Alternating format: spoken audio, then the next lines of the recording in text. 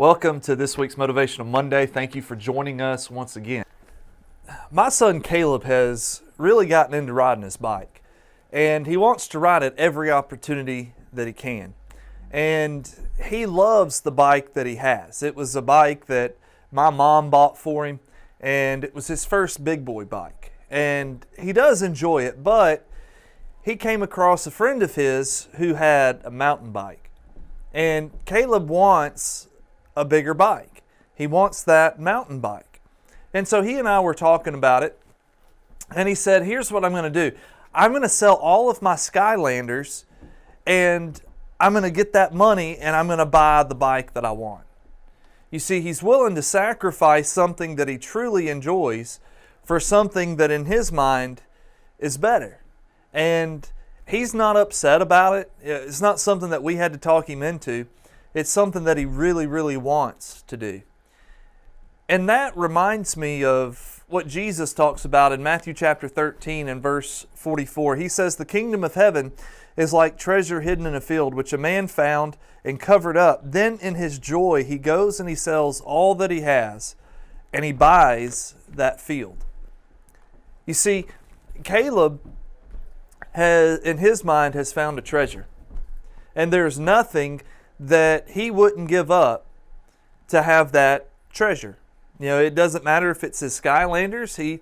He's willing to work with me to try to earn money for that treasure, that mountain bike. Jesus says the kingdom of heaven is like a treasure found in a field.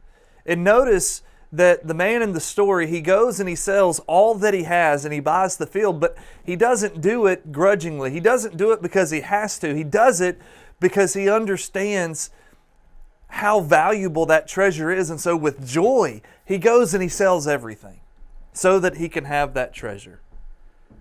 We understand that joy when it comes to sacrifice. As parents, we joyfully give up things so our kids could have things that they want. As a spouse, we joyfully give up things so that our spouse can have something else. We see the joy in the sacrifice. The spiritual life is the same thing. In 1 John 5 and verse 3, we see this is the love of God, that we keep His commandments. His commandments are not burdensome.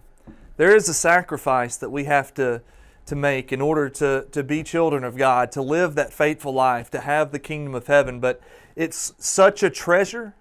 The kingdom of heaven is such a treasure that there's nothing that we wouldn't joyfully give up. And that's why John says that to obey God is not burdensome, because it's something that we really want to do. I no longer look at it as what I can't do, or I have to give it up, or I look at it as this is something that I really want, and there's nothing that's going to keep me from having this treasure. Are you that joyful over the kingdom of heaven? Are you willing to give up anything and everything for the kingdom of heaven? I sure hope you are.